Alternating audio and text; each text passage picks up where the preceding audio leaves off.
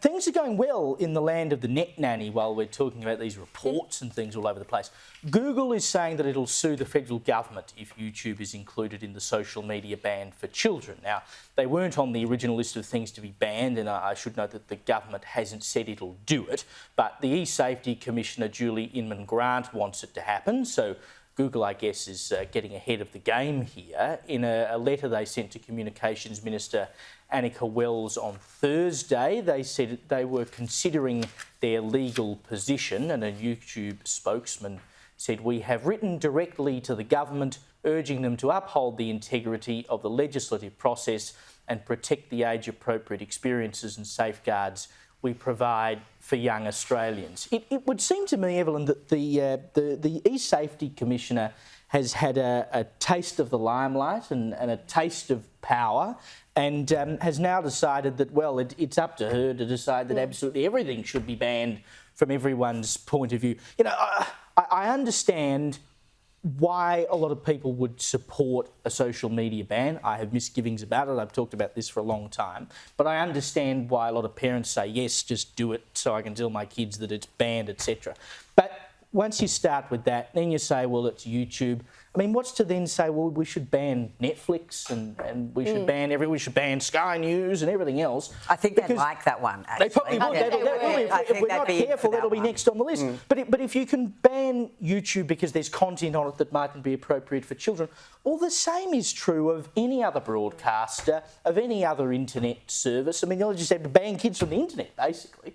Yeah, and I think we have to actually stop pretending that the people who are pushing this so hard are doing it to protect the children. Because if they really were, there are far more depraved things that they could be banning, but they're just not going there. And I've said this from the beginning, that I think that social media is very harmful for children. I think that it's been a guinea pig generation, and I think we're yet to see the long-term consequences, unfortunately, on these children. So I'm all for monitoring, limiting, banning children from this, but I have always been an advocate that this needs to come from the home, not from the government, and that if we give the government the keys to tell us how to police our own children, it's a very slippery slope. And just like during COVID, the government used the elderly as a pretext for all of their tyrannical measures, I believe this is another pretext that the government are using in order to push this legislation through, because who in their right mind wants to say out loud,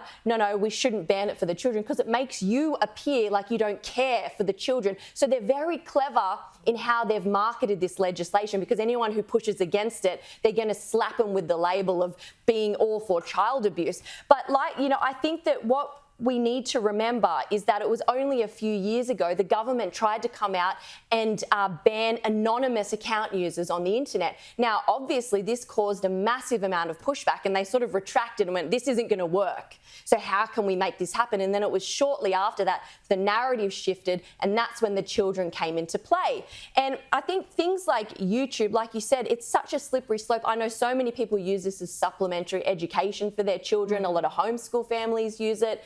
And where does it end? So I think always these sorts of things need to come from the home. And it's so easy, like you said, Caleb, for parents to say to their children, well, the government has banned it, so that's easy. But again, I think that's a dangerous message to teach children, that the government has more power over you than mum and dad. Like, what's that setting up in these kids' minds for the long run? And don't forget as well, Kel, that this sort of popped up at the same time as the misinformation and disinformation bill came up. And they kind of put the two together as though it was one thing. We've got to protect people online from mis and disinfo, and at the same time we've got to protect the kids from the dangerous stuff they could see. Now, of course, the mis and disinformation bill fell by the wayside when they worked out that wasn't going to work. This one has hung around, and I suspect that the e-safety commissioner is not going to let elements of this go without a fight. She wants YouTube on that list, and I suspect if the government doesn't accede to her demand, she's going to get lippy in public. And we have to recognise that every time she talks about protection, she's lying. That's not what it's about. It's not about protection. That's just an excuse to shut things down. Let me explain what I mean. I was talking to the people at Collective Shout, which is a brilliant organisation. The average age at which Australian children are exposed to pornography is 11. And if you're a really good parent, you're stopping that happening, they'll see it on a friend's device. right? So that's dangerous.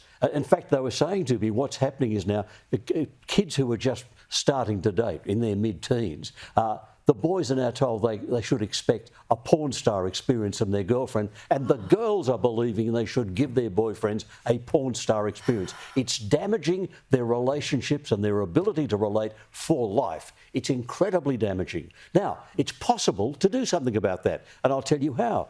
At the moment, pornography works on an opt-out basis. Everyone gets it on their device automatically, whether they want it or not, unless you opt out.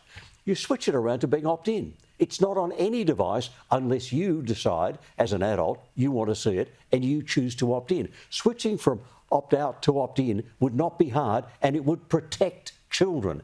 If Julie Inman Grant was serious about protecting children, she would do something like that. Exactly. She's not doing that. That's really damaging. When she says she's protecting children, she's lying. She wants digital ID. That's what she wants. Because how do you police the children?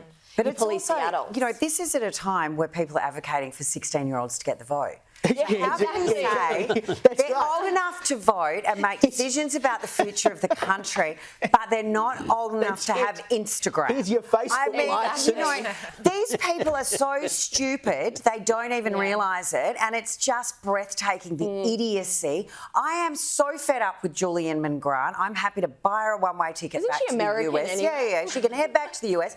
I'm thrilled that Google's threatening to sue, and I hope that the coalition stands up and opposes this and actually says this is absolute censorship and ridiculous. How do you say someone's 16 or someone's 21 or 50? And Kel, I want to know about this opting in and out of porn, because I've never got any, so I don't know how I'm not in this. But clearly I clicked the wrong button Holly. somewhere. I am. I'm so naive and pure.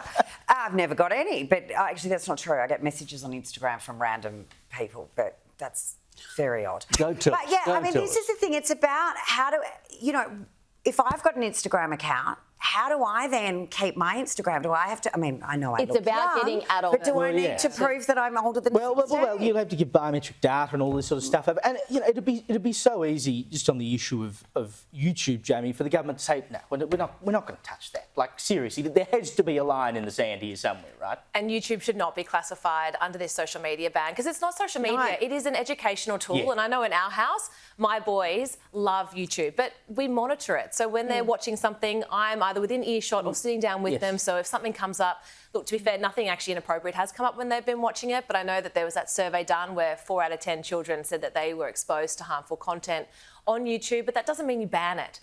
It means that you put the onus, to Evelyn's point, back onto the parents and watch it there in a controlled environment. Yep. I think that it would be absolutely ludicrous. How many times have you, in your household, had someone done something like, oh, just go have a look on YouTube on how to do that? Well, I know. How to fix It's the the answer. dishwasher? Yes. Yeah, what is that Or code magic on the tricks. dishwasher mean? Yeah. The My answer to kids everything. love magic tricks. You know, You any- go do one, then go copy it out the back. Any answers you don't get from Sky News, you can probably find on YouTube. And you can also find Sky News Australia on YouTube, and I recommend you go and subscribe now.